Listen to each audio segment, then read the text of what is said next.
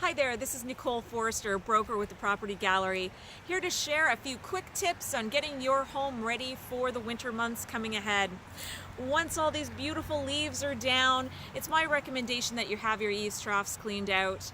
There can be some major leaf accumulation and dirt added with the melting snow that can cause a really big problem in the winter time for leakage or breakage.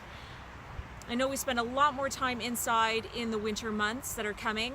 It's my recommendation to change out all your conventional bulbs to LED bulbs. You're going to save on your electricity bill and they last a lot longer.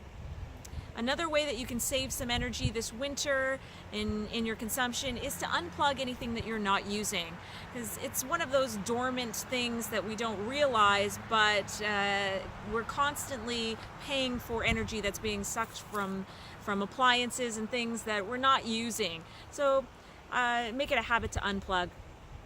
Anyway, hope you and your family have a fantastic fall and look forward to chatting with you soon.